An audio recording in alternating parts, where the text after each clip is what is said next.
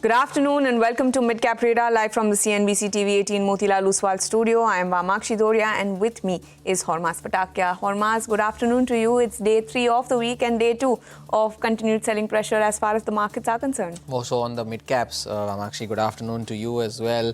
And there's a slight recovery actually from the lows as well for the mid-cap index. The Nifty Bank too is starting to claw back some of those losses. But we'll take you through the next half hour focusing on the broader markets. But here are the top headlines at 1:30 this afternoon.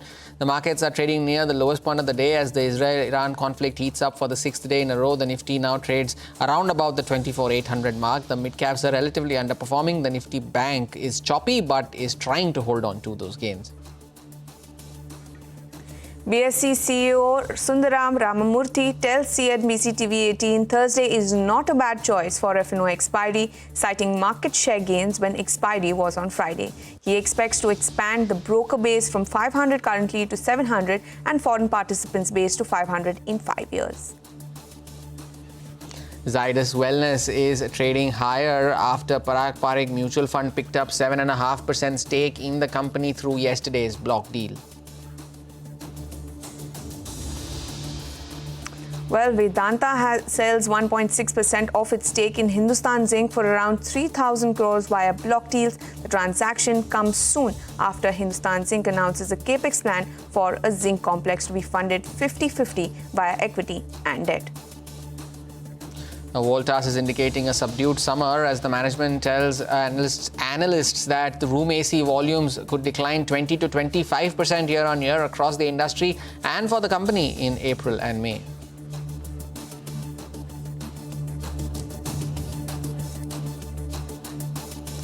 Well, the Nifty is at 24,800 thereabouts. It is trading with a cut of 0.2%. It has seen a good recovery initially in trade, but for now, this index is down and out.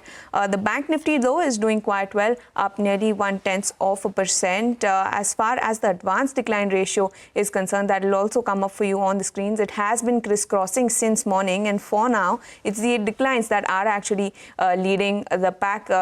We have almost 1,649 stocks declining for 951 stocks that are advancing. As far as sectoral indices are concerned, we only have 2 indices in the green. I mentioned Nifty Bank. Nifty Auto is the other one with gains coming across big names like Maruti and Eicher Motors. On the flip side, we do have Nifty Media under pressure for now. Nifty IT is one more index that is seeing a fair bit of pressure. But let's also go across to Hormaz, who now moved across to the wall. He will take us through the mid-caps that are moving around in trade. Good afternoon, Hormaz. It's been a week of contrast, right? Around the same time yesterday, that gap between the advances and the declines was widening, as was the case yesterday. On Monday, that gap was converging. So contrasting trends that have emerged. The mid-cap index attempting a recovery from the lows of the day. But we'll start off with the losers in the broader market since the ratio is skewed towards the declines. And IKS Health is one such loser at the lowest point of the day, 8% lower here. MMTC, PB Fintech, Concord Biotech, all of them trading at the lowest point of the day, losses between 3 and 4%. Some of the newsmakers that have emerged in today's trading session, well, Avenue Supermarts, of course, on the back of a positive brokerage note at the launch of a new store in UP, 3.5% higher there. Hindustan Zinc, after the block deal, is looking to recover from the lows. Vedanta has recovered from the lows of the day after it announced its first interim dividend, and Vari Energies, though, continuing to face pressure because of the big beautiful bill in the US.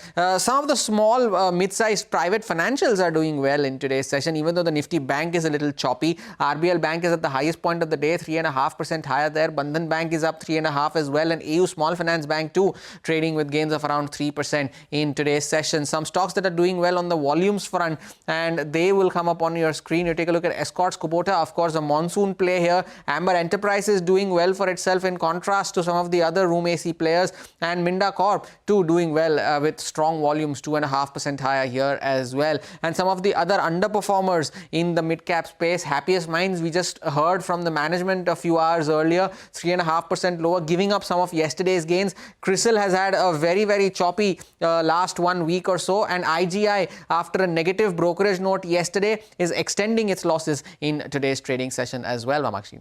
Well, thank you so much for that, Hormas. This is one stock that I'd like to highlight is Orient Cement. For now, the stock is leaving under significant pressure, down almost 18% in the trading session today, trading at 250. But moving on then, it's a good time to welcome Jay Thakkar from ICICI Securities for a technical check on the market. Good afternoon to you, Jay. It's the second consecutive day where we're seeing selling pressure at highs. So what is your take on the Nifty? The Nifty Bank, though, is doing quite well. You. Well, I would say that Nifty has been within this range. It's just that, during the monetary policies when we saw both Nifty and Bank Nifty, in fact, providing a breakout on the upside within last March. In fact, a couple of trading sessions, in fact, closed above that upward range or resistance, but then thereafter it has fallen back within that range. So if we just ignore that period, then it's been like near to almost 2 months that Bank Nifty has been trading within this range, and it's been more than 1 month that Nifty has been trading within this range. I mean, since 15th of May is when Nifty made that high of 25,112.13, and now it's back to 24,800 levels. So my stance is that till we are not seeing a meaningful breakout beyond this range, this consolidation might just continue because of the geopolitical tension, as well as tomorrow. I mean, we are going to witness the FOMC outcome, which is going to come today. So what's going to happen? How our markets are going to react tomorrow? So all of that, and then we have FTSE or FTSE rebalancing as well on Friday. So a lot of eventful trading sessions ahead.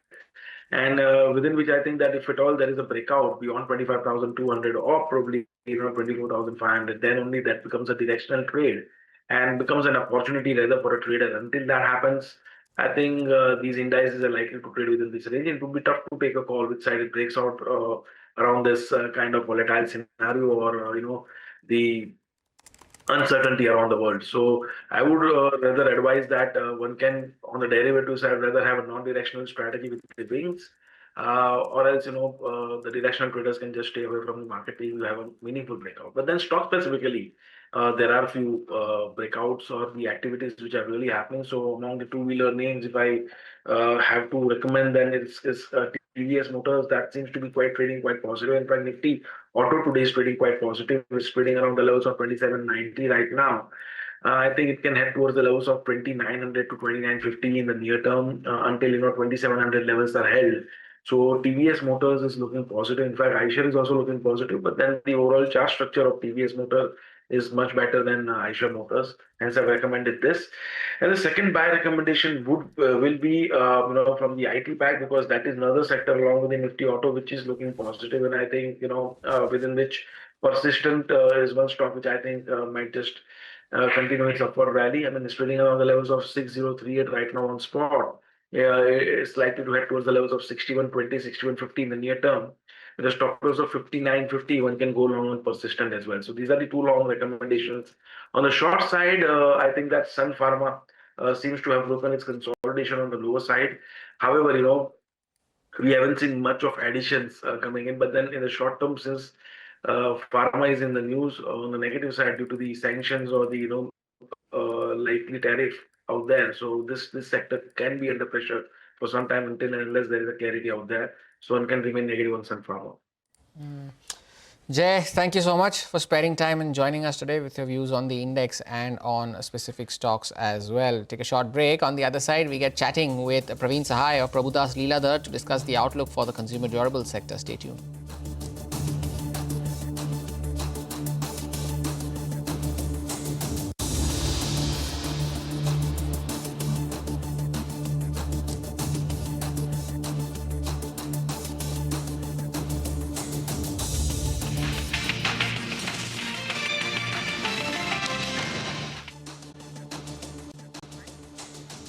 Welcome back. You're watching Midcap Radar on CNBC-TV18. Moving on then, consumer durable companies are in focus on the back of weak sales and demands for room ACs amid the early monsoon and peak summer as compared to last year. To discuss this and more, we now have Praveen Sahai, who's a research analyst at PL Capital. Good afternoon to you, Praveen. This is Vamakshi joining in. Well, your channel checks have indicated subdued summer. Even Voltas in the recent management meet said that they're expecting 20 to 25% fall in the RAC volume. So what does this translate to in terms of an impact as far as the top line is concerned for the first quarter, and how important is the summer quarter, if you can just quantify that for us for the entire industry? Yeah, hi. Thank you for having me. So definitely that's our channel check as well as Volta's commentary. There is a quite subdued summer, and especially if I talk on the north, there is a erratic weather. There is a no consistency in terms of the heat wave or the temperature side, and that's led to the the degrowth, and especially like of a Volta's given around 20-25% of a degrowth in their RAC segment for April and May, and that's only because they are largely in the north side, and north summer were not as good as of a last year. Also, there is a base effect of a last year. Last year they had done a very strong growth of a 44%, so that is also in the background. So overall industry in our channel check also indicated that as the entire in the country there is a erratic weather, which has led to the lower demand for the RAC, and which has actually impacted the sales volume, secondary sales volume for all the players, and that largely impacted the north player who are major market share in the north, and especially to the Voltas because of that. What that impact to the full year, because this summer account the majority of the volume, and Q4 and the Q1, and Q1 being in a the slowdown, that's going to impact the entire volume, and I believe there will be difficult to give a positive number for the brands for this financial year. So that is the one take from the very strong degrowth in the system. Because the last year also as an industry grew by around 30%, and being a market leader, Voltas grew by around 36-37%. So on that high base as well, this year is expected to be quite muted. Praveen, good afternoon. Thank you for joining in. Fair to say now that FY26 most likely is going to be a washout year for these companies, because when your strongest period is turning out to be weak, you are now entering a period of seasonal weakness. So what does that do? As you mentioned, you're expecting a muted full year performance, but do you expect almost a double-digit decline in terms of the full year performance as well? Would that be a significant hit? See, that's I don't think that's a single digit of a degrowth is what we are anticipating, because there is last year we had seen there is an extended summer as well. That has given some kind of a cushion, and prior to that, if you look at, there is a good sales in the third quarter also happened, because the inventory filling start from the third quarter. So these two further the weak quarters can give some kind of a cushion to the industry, even though we are also in the anticipation that from the 1st of January 26, the new B norm is around the corner. For that also the brand need to liquidate their the volume. That is another concern I can say for the industry, for the margin the way forward. So one, the season has not done well, volume were down. If the volume will pick up, definitely they will suffer on the margin as well in the coming quarters. So I think the industry expected to give a very muted numbers as a whole. Sure, Praveen, and your channel checks also suggested that so far, in spite of subdued demand, there have been no discounts or no offers. So do you think that probably this trend could reverse? Maybe, do you see further discounts, offers from the companies, and what would be their the impact on margins? Yeah, so as they had not taken any kind of or given any kind of a discounts or offers so far. But when we are entering to the weak quarters and the third quarter, especially when the inventory filling happened or the liquidation of the old inventory will happen, definitely they need to come up with an offers and the discounts, and that will put a further pressure to their margin. So definitely from here onwards, we are expecting that's one, the volume we had already seen, the margin pressure around the corner for the companies. Now, Praveen, since you are mentioning margins, what about the inventory levels? Now, generally, if inventory levels are low, you would view that as a positive because, okay, there is enough demand, that there is not enough inventory. But here, inventory levels are low because there is not enough demand here.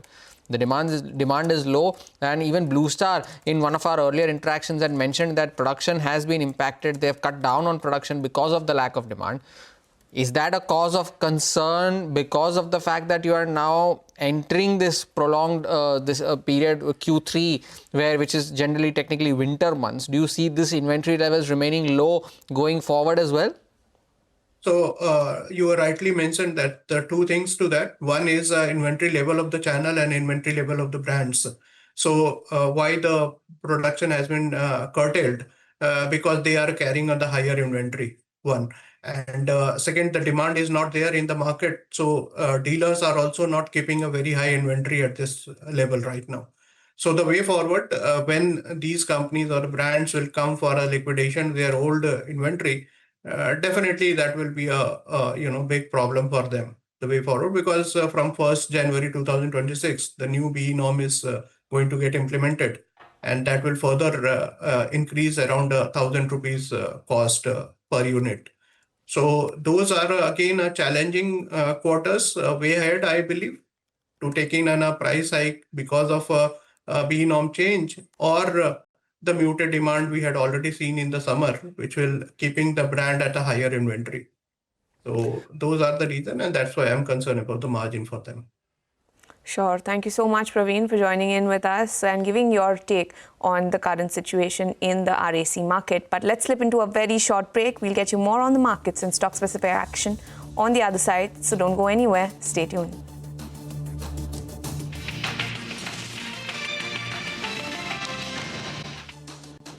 Welcome back. Contrasting trends. The Nifty is down 90 points, but the Dow futures are up 90 points. So interesting moves coming in both from the Wall Street and from Wall Street. But moving to real estate now, DLF has sold out its Gurugram project Privana North within a week of the launch. Akash Ori, the joint MD and Chief Business Officer, spoke to CNBC-TV18 on the project's success, the company's future projects, and its FY26 outlook. Listen in. We've got about over 11,000 crores in sales, and the total units were about 64 odd numbers. So yeah, that's the number that we did. Margins are healthy; they're upwards of the 35%. So margins are healthy for this project. We are the first medium that I will announce that the Mumbai RERA has come. Our next, please look forward to the Mumbai launch now, which we are now putting together. And as we had in our annual guidance also, we had mentioned we're looking at upwards of 20,000 crores in sales. We will continue to make sure that we meet that guidance, surpass it if possible with other launches. But I think right now we've got a very healthy pipeline. We've got the next launch of the Dahlias, which is a super luxury, sometime in December. We've got Mumbai, we've got Goa, our plate is full. Hopefully some more new announcements. But at this point in time, I think we have to plan on a quarterly basis. Well, that was the management of DLF. But one stock that I'd like to highlight is Electronics Mart India. The stock is at 156. It's seen a very sharp move in today's trading session, up almost 16% now, which is the steepest advance that the company has seen since its listing. The other stock that I like to highlight is MobiKwik. That will come up for you on the screen. The shareholder lock-in has ended. The stock is down almost 8% today, trading at 250 thereabouts. It is also much below its IPO price and has declined almost 65% post-listing highs. But that's all we have on this edition of Midcap Radar. Don't go anywhere, because your stocks when we return.